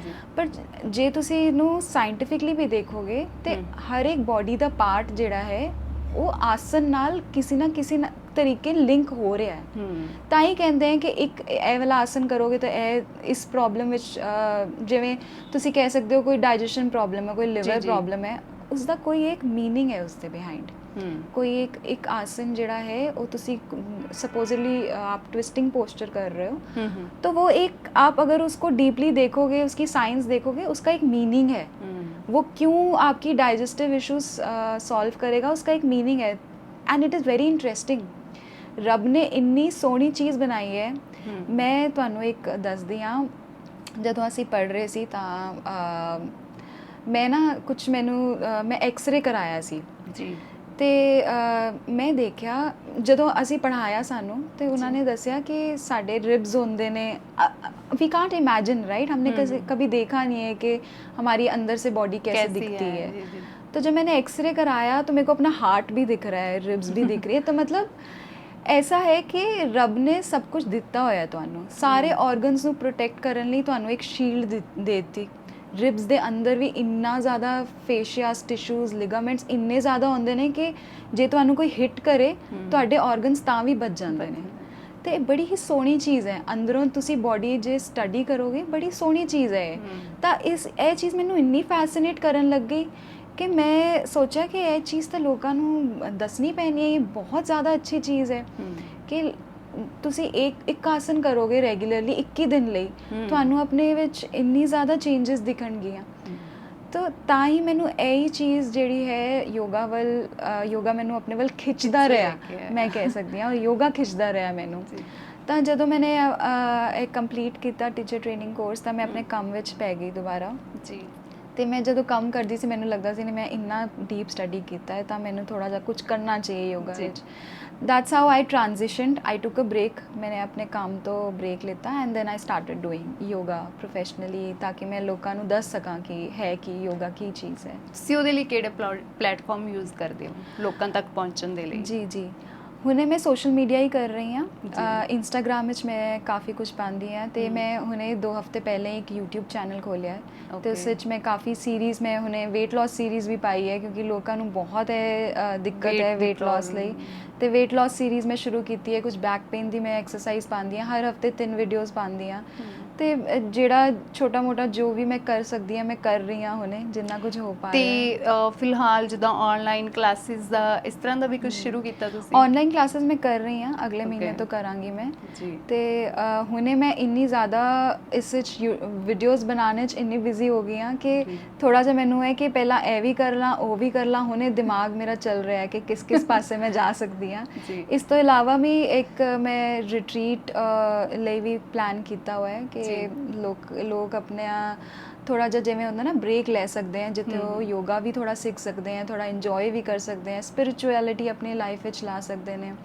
ਤੇ ਆਈ ਥਿੰਕ ਇੱਕ ਪੂਰਾ ਐਕਸਪੀਰੀਅੰਸ ਮੈਂ ਦੇਣਾ ਚਾਹੁੰਦੀ ਆ ਤੇ ਇੱਕ ਰਿਟਰੀਟ ਵਾਲਾ ਪਲਾਨ ਵੀ ਚੱਲ ਰਿਹਾ ਮੇਰਾ ਨਾਲ। ਓਕੇ, ਹਾਂ ਉਹਦੇ ਵਿੱਚ ਤੁਸੀਂ ਪਹਿਲਾਂ ਦੱਸ ਵੀ ਰਹੇ ਸੀ ਮੈਨੂੰ ਬਿਹਾਈਂਡ ਦਾ ਕੈਮਰਾ ਗੱਲ ਚੱਲ ਰਹੀ ਸੀ ਕਿ ਤੁਸੀਂ ਉਹਦਾ ਆਪਣਾ ਜਿਵੇਂ ਕਿ ਟ੍ਰਿਪਸ ਵੀ ਲੈ ਕੇ ਜਾਂਦੇ ਹੋ ਹੈ ਨਾ? ਜੀ। ਸੋ ਤੇ ਉਹ ਕਿਸ ਤਰ੍ਹਾਂ ਮੰਥਲੀ ਬੇਸਿਸ ਜਾਂ ਮਤਲਬ ਸੀਜ਼ਨਲ ਬੇਸਿਸ? ਨਹੀਂ, ਕਿ ਐਂਡ ਆਫ ਦਾ ਸੀਜ਼ਨ ਜਾਣਾ ਹੈ ਜਾਂ ਕਿਸ ਤਰ੍ਹਾਂ? ਹੁਣੇ ਜਿਹੜਾ ਹੈ ਕਿ ਹੁਣੇ ਬਾਰਿਸ਼ਾਂ ਦਾ ਮੌਸਮ ਹੈ ਜਿਵੇਂ, ਤੇ ਹੁਣੇ it's very difficult to take people large group. ਤੇ ਹਾਂ ਸੀਜ਼ਨਲ ਕਹਿ ਸਕਦੇ ਹੋ ਪਰ ਟਰਾਈ ਇਹ ਹੁੰਦਾ ਹੈ ਕਿ ਮਹੀਨੇ 'ਚ ਇੱਕ ਕਰ ਲਈ ਜਾਂ 2 ਮਹੀਨੇ ਵਿੱਚ ਇੱਕ ਕਰ ਲਈ, ਕੁਝ ਇਸ ਤਰ੍ਹਾਂ ਕਿਵੇਂ ਰਿਸ਼ੀਕੇਸ਼ ਕਰ ਲਈ, ਜਿਵੇਂ ਪਹਿਲਾਂ ਮੇਰਾ ਜਿਮ ਕਾਰਬੇਟ ਹੈ ਉੱਥੇ ਕਰ ਲਈ। ਤੇ ਮੈਕਸਿਮਮ ਕਿੰਨੇ ਲੋਕ ਇੱਕ ਟਾਈਮ ਤੇ ਟਰੈਵਲ ਕਰਦੇ? ਜ਼ਿਆਦਾ ਲਾਰਜ ਗਰੁੱਪਸ ਨਹੀਂ ਲੈ ਰਹੀ ਹਾਂ ਮੈਂ, 15 ਜਾਂ 20 ਮੈਕਸਿਮਮ। ਬਾਕੀ ਦੇਖੋ ਕਿਵੇਂ ਰੱਬ ਲੈ ਕੇ ਜਾਂਦਾ ਹੈ ਜਰਨੀ ਨੂੰ। ਠੀਕ ਹੈ, ਤੇ ਉਹ ਪਰ ਪਰਸਨ ਕਿੰਨਾ ਕੁ ਕਾਸਟ ਕਰਦਾ ਹੈ ਟ੍ਰਿਪ? ਮੇਰੀ ਵੈਬਸਾਈਟ 'ਤੇ ਸਭ ਕੁਝ ਮੈਂਸ਼ਨਡ ਹੈ।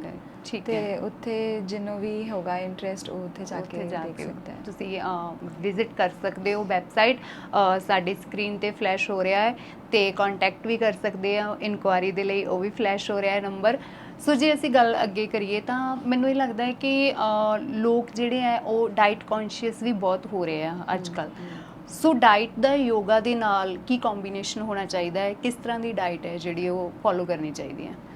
ਦੇਖੋ ਅੱਜ ਕੱਲ੍ਹ ਡਾਈਟ ਇੰਨੀ ਜ਼ਿਆਦਾ ਡਾਈਟ ਵਿੱਚ ਇੰਨੀ ਜ਼ਿਆਦਾ ਆਪਸ਼ਨਸ ਹੋ ਗਏ ਨੇ ਕਿ ਲੋਕ ਜਿਹੜੇ ਕਨਫਿਊਜ਼ ਨੇ ਬਿਲਕੁਲ ਕਿ ਕਿੱਥੇ ਜਾਈਏ। ਤੇ ਮਾਰਕੀਟ ਵਿੱਚ ਵੀ ਜਾਂਦੇ ਆ ਤਾਂ ਕਦੇ ਕੋਈ ਨਵੀਂ ਚੀਜ਼ ਦਿਖ ਜਾਂਦੀ ਹੈ। ਹੁਣ ਪਰਪਲ ਕੈਬੇਜ ਹੈਗੀ ਹੈ ਚੀਜ਼, ਹਾਂ ਕਾਫੀ ਚੀज़ें हैं जो मार्केट में जाओ तो नई चीज़ें दिखती हैं।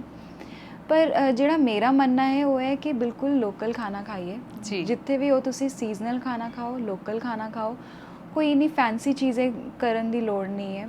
ਮੈਂ ਆਪ ਬੜੀ ਇੱਕ ਦੇਸੀ ਡਾਈਟ ਕਹਿ ਸਕਦੇ ਹੋ ਨਾ ਉਹ ਫੋਲੋ ਕਰਦੀ ਹਾਂ। ਜਿਵੇਂ ਦੇਸੀ ਘੀ ਸਵੇਰੇ ਜਿਵੇਂ ਉੱਠ ਕੇ 1 ਚਮਚ ਦੇਸੀ ਘੀ ਲੈ ਲੈਂਦੀ ਹਾਂ ਮੈਂ, ਤੇ ਉਸ ਤੋਂ ਬਾਅਦ ਮੈਂ ਵਰਕਆਊਟ ਕਰਦੀ ਹਾਂ ਤੇ ਉਹ ਤੁਹਾਨੂੰ ਹਰ ਚੀਜ਼ ਦੇਵੇਗਾ। ਸਵੇਰੇ ਜਿਵੇਂ ਖਾਲੀ ਪੇਟ ਹੁੰਦਾ ਤੁਹਾਨੂੰ ਵਰਕਆਊਟ ਕਰਨ ਲਈ ਸਮਝ ਨਹੀਂ ਆ ਰਿਹਾ ਕੀ ਕਰਨਾ ਹੈ, ਤੁਸੀਂ ਇੱਕ ਬਨਾਨਾ ਲੈ ਸਕਦੇ ਹੋ, ਤੁਸੀਂ ਦੇਸੀ ਘੀ ਦੇ 2 ਚਮਚ ਲੈ ਲਓ, ਤੁਹਾਨੂੰ ਭੁੱਖ ਵੀ ਨਹੀਂ ਲੱਗੇਗੀ, ਤੁਹਾਡਾ ਵਰਕਆਊਟ ਵੀ ਅੱਛਾ ਹੋਏਗਾ।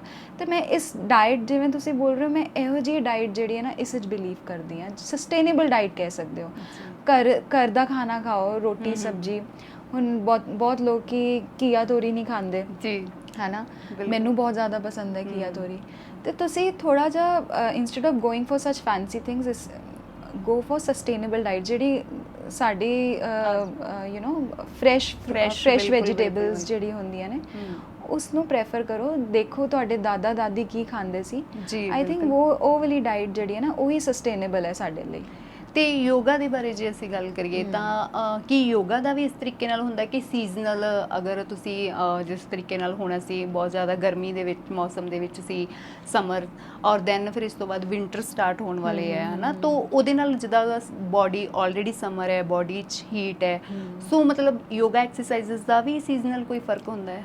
ਸੀਜ਼ਨਲ ਫਰਕ ਨਹੀਂ ਹੁੰਦਾ, ਪਰ ਹਾਂ ਇਹ ਜ਼ਰੂਰ ਕਹਿੰਦੇ ਨੇ ਕਿ ਜਿਵੇਂ ਗਰਮੀ ਹੈ ਬਹੁਤ ਜ਼ਿਆਦਾ, ਜੀ ਜੀ, ਤਾਂ ਜਿਵੇਂ ਸਨ ਜਿਹੜਾ ਹੈ ਉਸ ਦੀ 2 ਜਾਂ 3 ਘੰਟੇ ਦੀ ਧੁੱਪ ਜਿਹੜੀ ਹੈ ਉਹ ਜ਼ਿਆਦਾ ਤੇਜ਼ ਨਹੀਂ ਹੁੰਦੀ, ਤਾਂ ਤੁਸੀਂ ਪ੍ਰੈਕਟਿਸ ਕਰ ਸਕਦੇ ਹੋ। ਪਰ ਜਿਵੇਂ ਤੁਸੀਂ ਕਹਿੰਦੇ ਹੋ ਕਿ 12 ਵਜੇ 1 ਵਜੇ ਅਸੀਂ ਯੋਗਾ ਕरें, ਤਾਂ ਉਹ ਤੁਹਾਡੀ ਬਾਡੀ 'ਚ ਹੋਰ ਹੀਟ ਪੈਦਾ ਕਰੇਗਾ। ਓਕੇ, ਤੇ ਤੁਸੀਂ ਜਾਂ ਤੇ ਸਵੇਰੇ ਜਦੋਂ ਸੂਰਜ ਉੱਠਦਾ ਹੈ ਤਾਂ ਉਸਦੇ 2 ਜਾਂ 3 ਘੰਟੇ 'ਚ ਪ੍ਰੈਕਟਿਸ ਕਰ ਲਓ, ਜਾਂ ਸ਼ਾਮ ਨੂੰ 4 ਵਜੇ ਤੋਂ ਬਾਅਦ ਯੋਗਾ ਪ੍ਰੈਕਟਿਸ ਕਰ ਸਕਦੇ ਹੋ।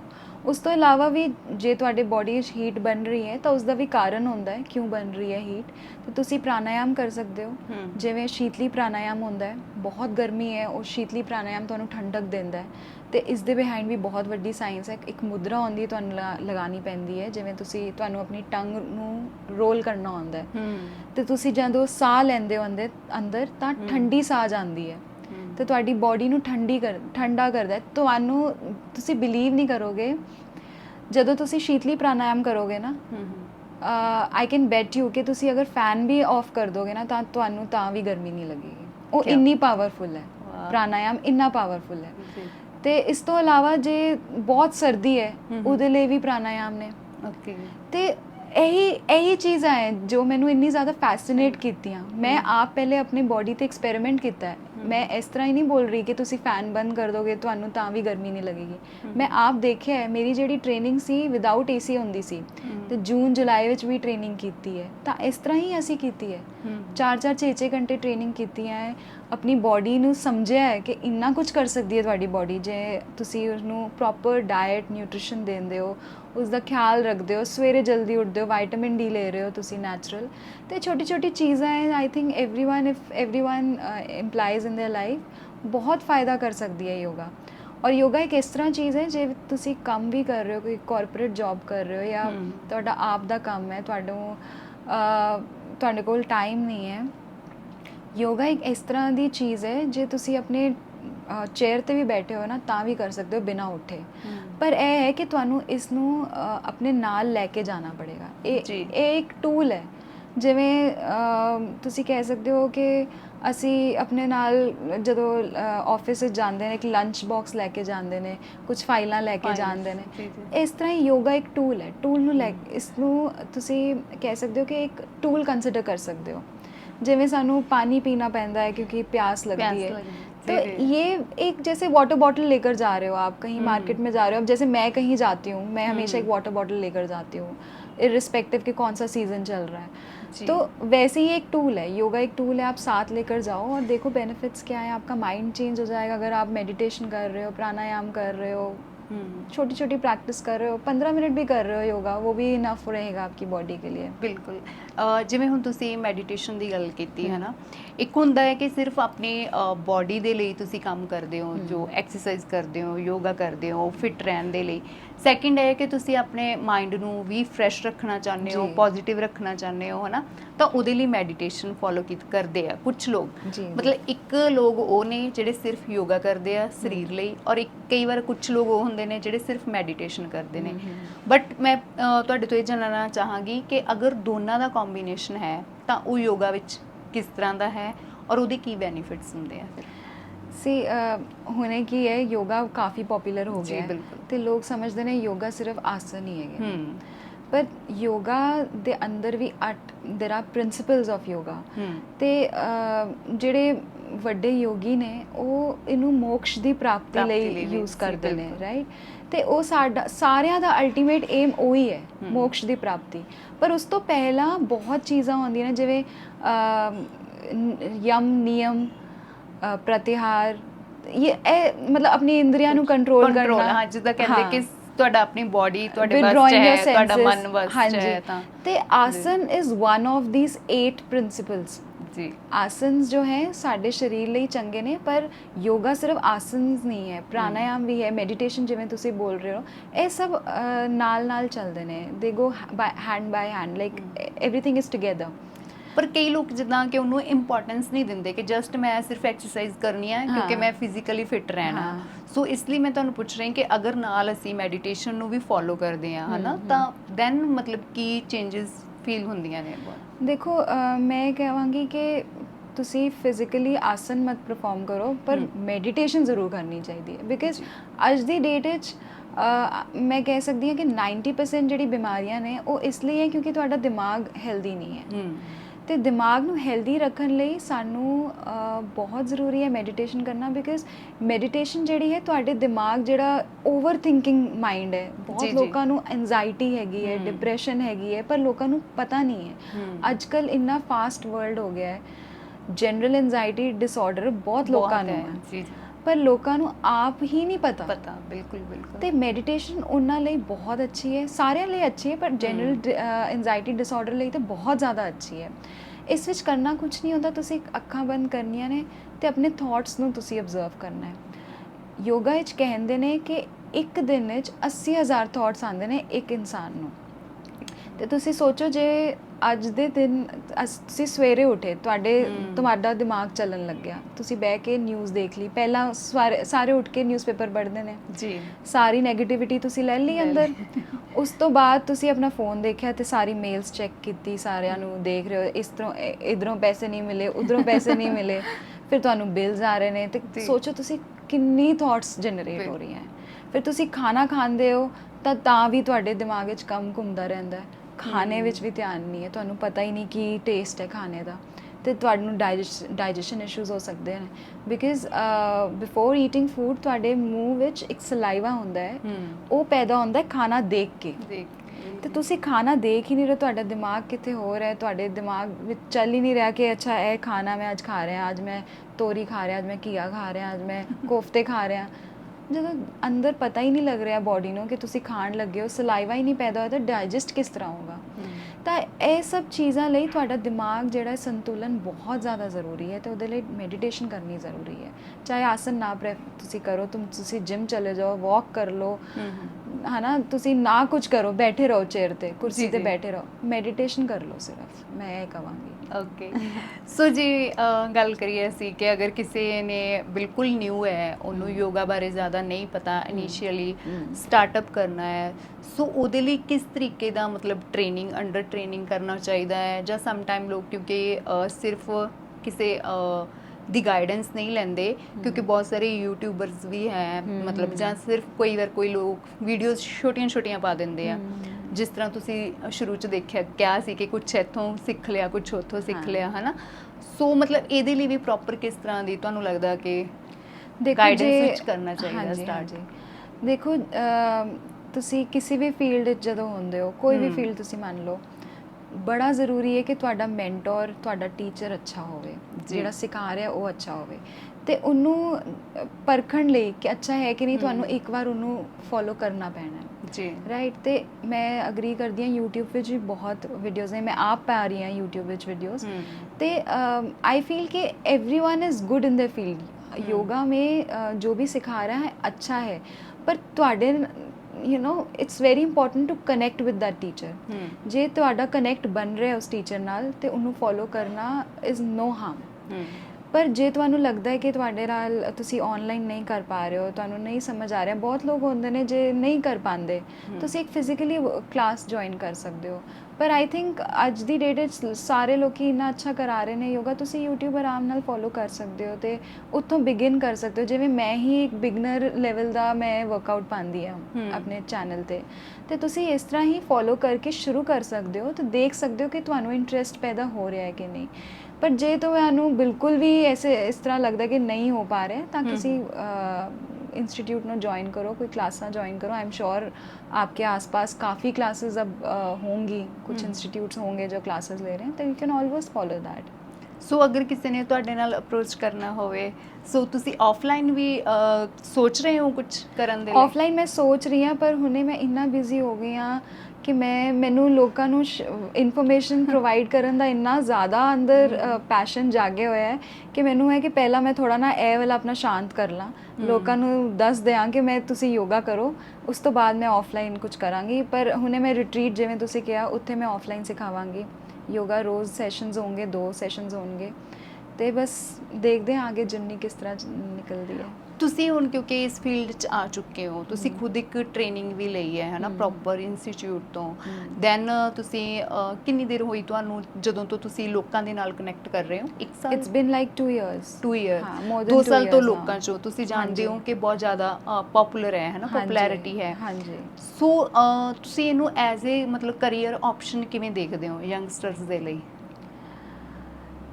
ਜੇ ਯੰਗਸਟਰਸ ਜਾਣਾ ਚਾਹੁੰਦੇ ਨੇ ਇਸ ਵਿੱਚ, ਯੋਗਾ ਵਿੱਚ, ਆਈ ਥਿੰਕ ਇਟਸ ਗੋਨਾ ਗਰੋ। ਇਹ ਗਰੋ ਹੀ ਕਰੇਗਾ। ਤੁਸੀਂ ਦੇਖ ਸਕਦੇ ਹੋ ਅੱਜ ਕੱਲ੍ਹ ਬਾਹਰ ਵੈਸਟ ਸਾਈਡ ਵੀ ਜਿਹੜੇ ਨੇ ਬਹੁਤ ਯੋਗਾ ਫੋਲੋ ਕਰ ਰਹੇ ਨੇ। ਤੇ ਜੇ ਤੁਹਾਨੂੰ ਸਮਝ ਨਹੀਂ ਆ ਰਿਹਾ ਕਿ ਕੀ ਕਰਨਾ ਚਾਹੀਦਾ ਲਾਈਫ ਵਿੱਚ ਅੱਗੇ, ਜਾਂ ਫਿਰ ਤੁਹਾਨੂੰ ਸ਼ੌਂਕ ਹੈ, ਆਈ ਵੁੱਡ ਸੇ ਕਿ ਤੁਸੀਂ ਨਾ ਟੀਚਿੰਗ ਤਾਂ ਹੀ ਕਰ ਸਕਦੇ ਹੋ ਜੇ ਤੁਹਾਨੂੰ ਸ਼ੌਂਕ ਹੈ ਕਿਸੇ ਫੀਲਡ ਦੇ ਬਾਰੇ। ਤੇ ਜੇ ਤੁਹਾਨੂੰ ਸ਼ੌਂਕ ਹੈ ਇਹ ਸਭ ਸਮਝਣ ਦਾ, ਕਰਨ ਦਾ, ਕਿਉਂਕਿ ਇਹ ਬਹੁਤ ਵੱਡੀ ਰਿਸਪੌਂਸਿਬਿਲਿਟੀ ਹੈ। ਲੋਕਾਂ ਨੂੰ ਸਿਖਾਉਣਾ ਇੱਕ ਬਹੁਤ ਵੱਡੀ ਰਿਸਪੌਂਸਿਬਿਲਿਟੀ ਹੈ, ਸਪੈਸ਼ਲੀ ਇੱਕ ਫਿਜ਼ੀਕਲ ਵਰਕਆਊਟ। ਜੇ ਤੁਸੀਂ ਜ਼ਿਆਦਾ ਕਿਸੇ ਨੂੰ ਕਰਵਾਤਾ, ਉਹ ਵੀ ਇੰਜੂਰੀਅਸ ਹੈ। ਜੇ ਘੱਟ ਕਰਾਤਾ ਤਾਂ ਰਿਜ਼ਲਟ ਨਹੀਂ ਆਏਗਾ। ਤੇ ਜੇ ਤੁਹਾਨੂੰ ਸ਼ੌਂਕ ਹੈ ਨਾ ਸਿਖਾਉਣ ਦਾ, ਕੁਝ ਬੋਡੀ ਵੇਟ ਐਕਸਰਸਾਈਜ਼ ਕਰਾਉਣ ਦਾ, ਤਾਂ ਹੀ ਇਸ ਫੀਲਡ 'ਚ ਜਾਓ। ਇਸ ਤੋਂ ਵਧੀਆ ਕੋਈ ਫੀਲਡ ਹੀ ਨਹੀਂ ਹੈ, ਆਈ ਵੁੱਡ ਸੇ। ਤੇ ਕਰੀਅਰ ਅਗਰ ਜੇ ਤੁਸੀਂ ਜਾਣਾ ਹੈ, ਟੀਚਰ ਟ੍ਰੇਨਿੰਗ ਕੋਰਸ ਕਰਨਾ ਹੈ, ਅੱਛੇ ਸਕੂਲ ਨੂੰ ਲੱਭੋ ਜਿਹੜਾ ਯੋਗਾ ਅਲਾਈਅੰਸ ਨਾਲ ਸਰਟੀਫਾਈਡ ਹੈ। ਇਹਨਾਂ ਦੀ ਕਮਿਊਨਿਟੀ ਹੈ ਇੱਕ ਯੋਗਾ ਦੀ, ਯੋਗਾ ਅਲਾਈਅੰਸ ਬਾਹਰ ਇੰਟਰਨੈਸ਼ਨਲੀ ਸਰਟੀਫਾਈਡ ਇੰਸਟੀਟਿਊਟ ਹੈ, ਉੱਥੋਂ ਕਰੋ, ਅੱਛੇ ਸਰਟੀਫਿਕੇਸ਼ਨਸ ਲਓ ਤੇ ਸਿਖਾਓ। ਦੇਖੋ ਬਹੁਤ ਅੱਛਾ ਲੱਗਦਾ ਹੈ ਜਦੋਂ ਕੋਈ ਤੁਸੀਂ ਕਿਸੇ ਨੂੰ ਸਿਖਾ ਰਹੇ ਹੋ ਤੇ ਅਗਲੇ ਦਿਨ ਆ ਕੇ ਕੋਈ ਬੰਦਾ ਕਹਿ ਰਿਹਾ ਨਾ ਕਿ ਅੱਛਾ ਫੀਲ ਹੋਇਆ, ਥੈਂਕ ਯੂ। ਉਹ ਬੜੀ ਅੱਛੀ ਫੀਲਿੰਗ ਹੈ ਤੇ ਉਹਨੂੰ ਆਈ ਥਿੰਕ ਸਭ ਨੂੰ ਐਕਸਪੀਰੀਅੰਸ ਕਰਨਾ ਚਾਹੀਦਾ ਹੈ।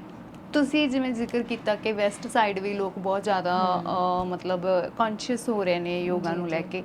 ਸੋ ਤੁਹਾਨੂੰ ਆਪਣੇ ਕਰੀਅਰ ਦੇ ਲਈ ਕਿਵੇਂ ਲੱਗਦਾ ਕਿ ਤੁਸੀਂ ਮਤਲਬ ਅੱਗੇ ਇਨ ਫਿਊਚਰ ਪਲੈਨਿੰਗਸ ਹੈ ਕਿ ਤੁਸੀਂ ਇਸ ਨੂੰ ਐਕਸਪੈਂਡ ਕਰੋਗੇ ਵੈਸਟ ਸਾਈਡ? ਮੈਨੂੰ ਆਪਣੇ ਹਲੇ ਟ੍ਰਿਪਸ ਨੂੰ ਲੈ ਕੇ ਜਾਂ ਮਤਲਬ? ਮੈਂ ਆਈ ਥਿੰਕ ਆਪਣੀ ਲਾਈਫ ਵਿੱਚ ਇਹੀ ਸਿੱਖਿਆ ਕਿ ਜ਼ਿਆਦਾ ਲੰਬਾ ਪਲਾਨ ਕਰਨਾ ਹੀ ਨਹੀਂ ਚਾਹੀਦਾ, ਕਿਉਂਕਿ ਜਦੋਂ ਮੈਂ ਪਹਿਲਾਂ ਕੁਝ ਲੰਬਾ ਪਲਾਨ ਕਰਦੀ ਸੀ ਨਾ, ਉਹ ਕਦੇ ਹੁੰਦਾ ਹੀ ਨਹੀਂ ਸੀ।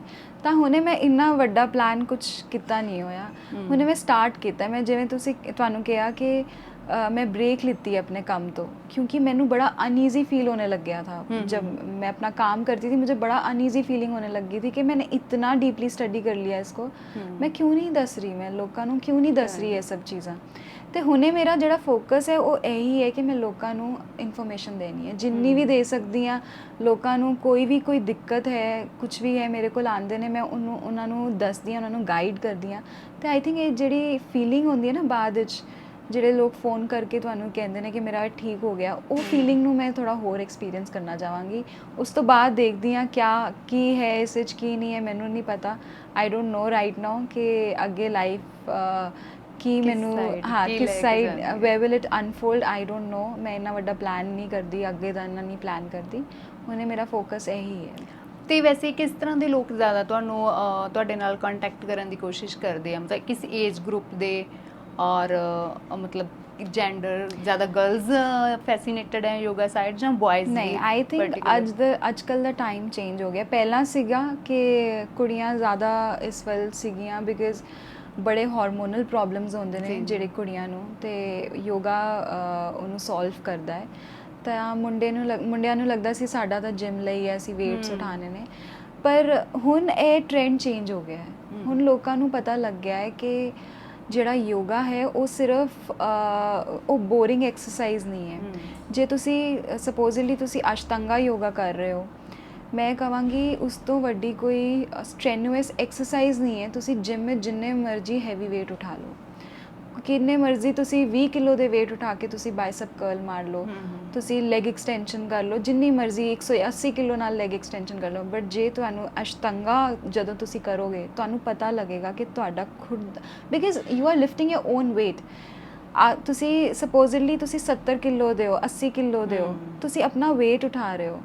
ਤਾਂ ਆਈ ਥਿੰਕ ਹੁਣ ਇਹ ਵਾਲਾ ਟ੍ਰੈਂਡ ਜਿਹੜਾ ਹੈ ਚੇਂਜ ਹੋ ਗਿਆ ਹੈ। ਹੁਣ ਬਹੁਤ ਮੁੰਡੇ ਨੇ ਹੈਗੇ ਨੇ ਜਿਹੜਾ ਯੋਗਾ ਵਿੱਚ ਪੈ ਰਹੇ ਨੇ। In fact there are lot of yoga teachers also who are males. ਤੇ ਮੈਂ ਕਹਾਂਗੀ ਇਹ ਬੜੀ ਪੁਰਾਣੀ ਸੋਚ ਹੋ ਗਈ ਹੈ, ਹੁਣ everyone wants to do yoga. ਅੱਜ ਕੱਲ੍ਹ ਜੇਕਰ ਦੇਖਿਆ ਜਾਵੇ ਤਾਂ ਬਹੁਤ ਸਾਰੇ ਲੋਕਾਂ ਨੂੰ ਸਰਵਾਈਕਲ ਪ੍ਰੋਬਲਮਸ ਹੈ, ਚਾਹੇ ਉਹ ਮੇਲ ਹੈ ਚਾਹੇ ਫੀਮੇਲ ਹੈ, ਔਰ ਫੀਮੇਲਸ ਦੇ ਵਿੱਚ ਬਹੁਤ ਜ਼ਿਆਦਾ ਹਾਰਮੋਨਲ ਚੇਂਜਸ ਦੇ ਇਸ਼ੂਜ਼ ਰਹਿੰਦੇ ਹੈ। ਸੋ ਕੁਝ ਖਾਸ ਤਰ੍ਹਾਂ ਦੇ ਆਸਨ ਜਿਹੜੇ ਇਹਨਾਂ ਨੂੰ ਰਿਕਵਰ ਕਰਦੇ ਹੈ, ਔਰ ਤੁਸੀਂ ਖੁਦ ਦੇਖੇ ਹੋਣਾ ਰਿਜ਼ਲਟ ਉਹਦੇ।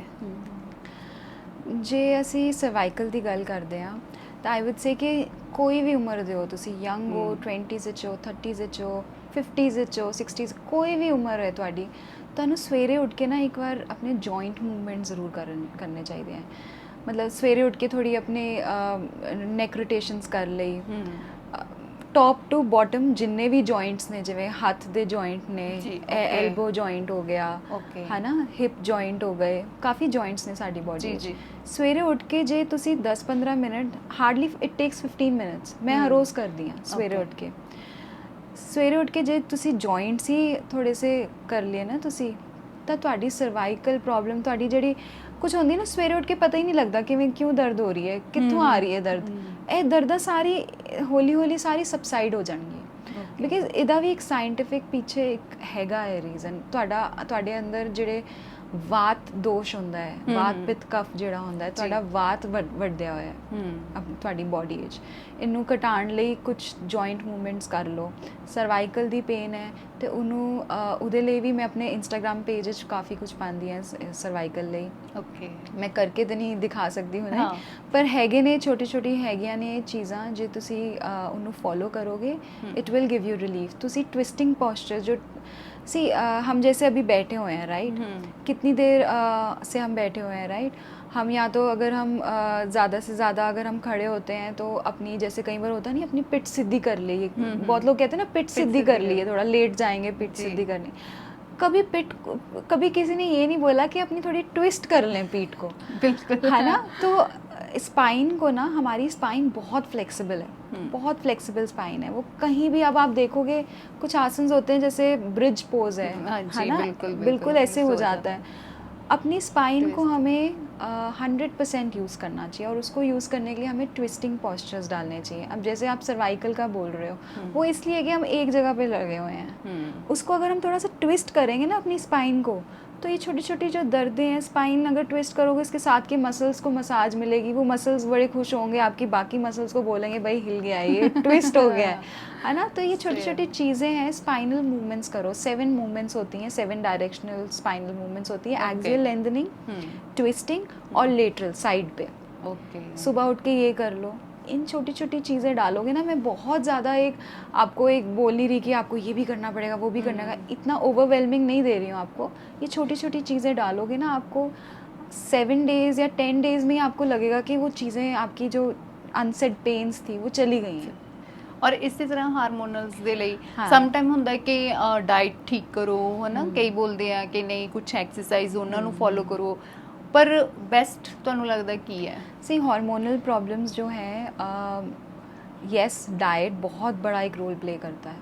अगर आप बाहर का बहुत ज़्यादा खा रहे हो तो आपको हार्मोनल प्रॉब्लम्स होएंगी। टीनेजर्स आज की डेट में आप देख रहे हो इतना एक्नी प्रॉब्लम हो रहा है, सब हार्मोनल है वो, राइट। लोगों का लोग फीमेल्स का हार्मोन बोलते हैं, पर आप देखोगे मेल्स के भी इतनी ग्रे हेयर की इतनी प्रॉब्लम है, बॉल्डनेस की इतनी प्रॉब्लम हो गई है। तो इसके लिए ना आपको देखना पड़ेगा, आपको थोड़ा सा, अगर मैं बायोलॉजी में जाती हूँ, साइंस में जाती हूँ, तो जो हार्मोनल प्रॉब्लम्स हैं लड़कियों में वो यूट्रस की वजह से आती है, जो कि आपके लोअर अब्डोमेन में होता है, और जो मेल्स में भी होता है वो भी लोअर अब्डोमेन में ही होते हैं सारी रिप्रोडक्टिव पार्ट्स, वहीं से हार्मोनल इश्यूज शुरू होते हैं. तो you should work on your hip mobility. आप जितना हिप मोबिलिटी पे काम करेंगे, आप अपने पेल्विक फ्लोर मसल्स पे काम करिए. अब जैसे योगा में एक बहुत सिंपल चीज़ है, जैसे हम स्क्वाट्स मारते हैं, है ना, जिम में स्क्वाट्स करते हैं, that is an excellent exercise for pelvic floor muscles. पर योगा में इसको भी सिंप्लीफाई किया हुआ है. योगा में बोलते हैं बंद लगाओ. बंद मतलब लॉक. 3 बंद होते हैं, जालंधर बंद, उड्यान बंद और मूल बंद.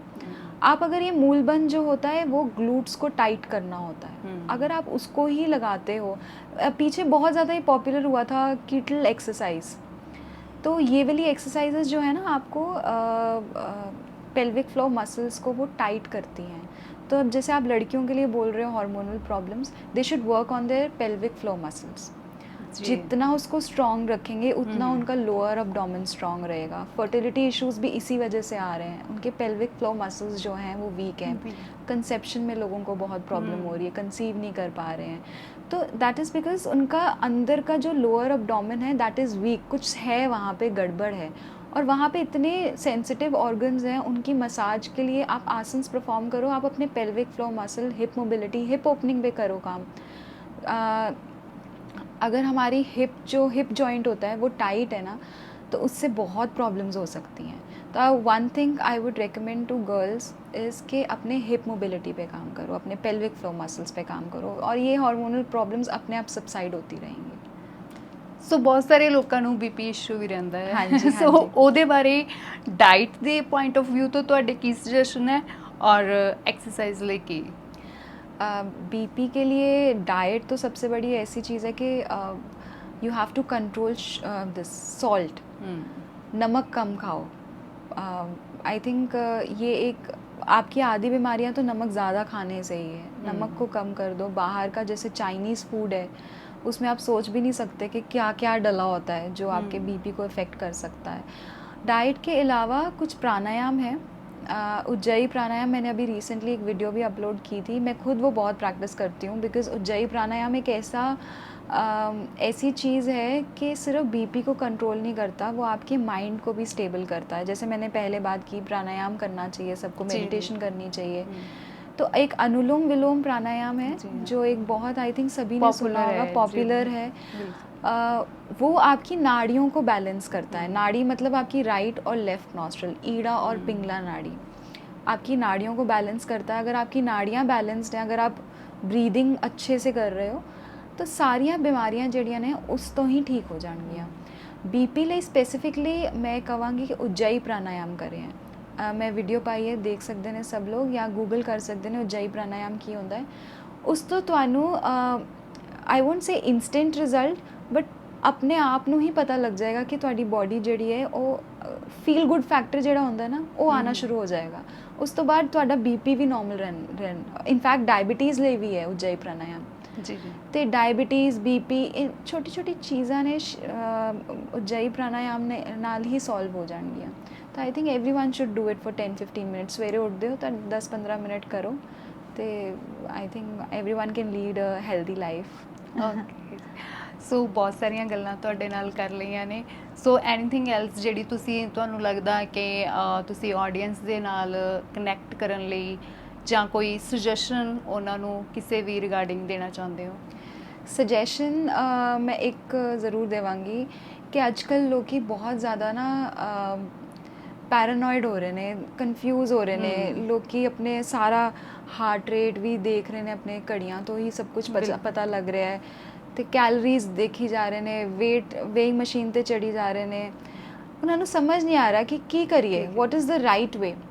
आई वुड से कि अपना दिमाग यूज़ करो instead of going for all these things. अगर तुहानू कुछ भी समझ नहीं आ रहा है, पहले तो अपनी घड़ी कर रख दो, उन्होंने ना पाओ जे समझ नहीं आ रहा है. क्योंकि मैं देखा कि लोग ना बहुत ज़्यादा अच्छा इन्नी कैलोरीज अज बर्न की, इन्ने स्टैप्स ले ले, है ना. तो मेरा अज बीपी इन्ना सी, मेरा हार्ट रेट ज़्यादा हो रहा है. तो हार्ट रेट किसी अज की डेट शायद गदर मूवी देखोगे उहदे नाल भी वध जाएगा, जिवें दे सीन्स होंदे ने, है ना. तुसी टीवी देखोगे, तुसी न्यूज़ देखोगे, तुसी वॉर दी गल्लां सुनोगे, तां ही हार्ट रेट वध जाएगा. तो ये चीज़ां जिहड़ियां ने, जिहड़े एनवायरमेंटल फैक्टर्स ने, कदे भी घट नहीं होणगे. तो तुहाडी घड़ी तुहानूं दसदी रहेगी कि तुहाडे कुछ हैगी है तुहाडे च प्रॉब्लम. ਪਰ ਤੁਸੀਂ ਤੁਹਾਨੂੰ ਇਹ ਦੇਖਣਾ ਚਾਹੀਦਾ ਹੈ ਕਿ ਇਨਵਾਇਰਮੈਂਟਲ ਪ੍ਰੋਬਲਮਸ, ਪੋਲਿਊਸ਼ਨ, ਇਹ ਚੀਜ਼ਾਂ ਘੱਟ ਹੋਣਗੀ ਨਹੀਂ ਹੋਣਗੀ ਇਹ ਰੱਬ ਤੇ ਹੈ ਹੈ ਨਾ। ਅਸੀਂ ਰਹਿਣਾ ਹੈ ਹੁਣ ਅੱਜ ਦੇ ਵਰਲਡ ਵਿੱਚ, ਕਿਸ ਤਰ੍ਹਾਂ ਰਹਿਣਾ ਹੈ, ਜ਼ਿਆਦਾ ਸੋਚਣਾ ਨਹੀਂ ਹੈ ਕਿ ਮੈਂ ਇਹ ਚੀਜ਼ ਠੀਕ ਕਰ ਰਿਹਾ, ਮੈਂ ਉਹ ਚੀਜ਼ ਠੀਕ ਕਰ ਰਿਹਾ, ਮੇਰਾ weight ਵੱਧਦੀ ਜਾ ਰਿਹਾ ਹੈ, ਮੈਂ ਕਈਆਂ ਨੂੰ ਕਈਆਂ ਦੇ weight ਵੱਧਦੇ ਨਹੀਂ, ਉਹਨਾਂ ਨੂੰ ਵੀ ਬੜੀ ਜ਼ਿਆਦਾ ਪ੍ਰੋਬਲਮ ਹੁੰਦੀ ਨੇ। ਆਈ ਵੁੱਡ ਸੇ ਕਿ ਤੁਸੀਂ ਆਪਣਾ ਅੱਛਾ ਰੋਟੀ ਖਾਓ, ਘਰ ਦਾ ਖਾਣਾ ਖਾਓ, ਜਿੰਨਾ ਮਰਜ਼ੀ ਖਾਣਾ ਹੈ ਖਾਓ ਘਰ ਦਾ। ਜੇ ਤੁਸੀਂ ਆਊਟਿੰਗ ਲੈਣੀ ਹੈ ਨੋ ਪ੍ਰੋਬਲਮ, ਆਊਟਿੰਗ ਵਿੱਚ ਵੀ ਬਹੁਤ ਜ਼ਿਆਦਾ ਆਪਸ਼ਨਸ ਨੇ। ਤੁਸੀਂ ਬਾਹਰ ਜਾ ਰਹੇ ਹੋ, ਤੁਸੀਂ ਕਹਿੰਦੇ ਹੋ ਕਿ ਅਸੀਂ ਇਹ ਕਿਆ ਘਰ ਦਾ ਖਾਣਾ ਗਈ, ਅਸੀਂ ਆਪਣੇ ਫਰੈਂਡਸ ਨੂੰ ਮਿਲਣਾ ਹੈ, ਤੇ ਤੁਸੀਂ ਕੁਝ ਬਹੁਤ ਆਪਸ਼ਨਸ ਨੇ। ਗ੍ਰਿਲਡ ਖਾ ਲਓ ਖਾਣਾ, ਤੇ ਚਾਵਲ ਖਾ ਲਓ ਬਾਹਰ ਦੇ, ਬਹੁਤ ਸਾਰੀਆਂ ਨਾ ਆਪਸ਼ਨਸ ਅੱਜ ਕੱਲ੍ਹ ਇੰਨੀ ਖੁੱਲ੍ਹ ਗਈਆਂ ਨੇ ਰੈਸਟੋਰੈਂਟ 'ਚ ਜਾ ਕੇ। ਤੁਹਾਨੂੰ ਹੈਲਦੀ ਨਹੀਂ ਮੈਂ ਕਹਾਂਗੀ, ਸਾਰਿਆਂ ਨੂੰ ਮਨ ਕਰਦਾ है कि अच्छा कुछ चटकरा खाना खाएं, पर yes there are lot of options when you go to restaurants जहाँ पे तुम वो चूज़ कर सकते हो। तो मैं यही सजेस्ट करूँगी कि एक दिमाग में एक चीज़ डाल लो कि एक लाइफस्टाइल हमने अपना चेंज करना है। जैसी लाइफस्टाइल चेंज करोगे आपकी बॉडी अपने आप बताती रहेगी कि क्या क्या करना है। वॉक करनी है, नेचर में जाना है, नंगे पैर घास पे घूमना है, छोटी छोटी चीज़ें ना अपने आप। अपना सूरज को अगर आप सुबह उठ के देख रहे हो है ना, कुछ 2 या 3 मिनट सूरज जब सनराइज होता है तब देख रहे हो, आपकी बॉडी का क्लॉक ऐसा चेंज हो जाता है कि अपने आप आपको आइडियाज़ आने लग जाते हैं। मैं ऐसे चेंज करके देखता हूँ लाइफस्टाइल, वैसे चेंज करके देखता हूँ। तो अपना दिमाग लगाइए। टेक्नोलॉजी येस एक टूल है टेक्नोलॉजी, पर अपना दिमाग जो है वो ज़्यादा चलाएं, टेक्नोलॉजी को एक सर्वेंट बना के आगे लाइफ लीड करें। Sat Sri Akal, thank you for listening to us. मैं यही कहांगी कि रोज़ प्रैक्टिस करो योगा, अपना लाइफस्टाइल चेंज करो। तो कोई क्वेश्चन है तुसी पूछ सकते हो, या फिर कोई योगा टीचर तुहाडे नेड़े हैगा है उन्होंने पूछ सकते हो। तो प्रैक्टिस योगा एवरीडे। तो ਤੁਹਾਡਾ ਬਹੁਤ-ਬਹੁਤ ਥੈਂਕਸ, ਤੁਸੀਂ ਸਾਡੇ ਨਾਲ ਗੱਲਬਾਤ ਕੀਤੀ। ਸੋ ਪ੍ਰੋਗਰਾਮ ਦੇਖ ਰਹੇ ਸਾਰੇ ਦਰਸ਼ਕਾਂ ਨੂੰ ਵੀ ਸਤਿ ਸ਼੍ਰੀ ਅਕਾਲ।